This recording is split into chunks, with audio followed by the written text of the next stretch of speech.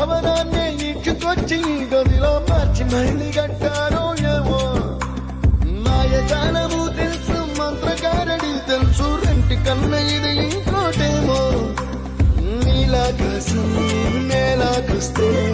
ఇట్టాగే ఉంటాదో ఏమో ఈ సంతోషం దాచాలంటే హృదయాలు ఓ వంద కావాలేమో ఇంతందంగా ఉంటుందా ఈ లోకం ఇన్నాళ్ళు ఈ మనసుకి తెలియాలేదే పాపం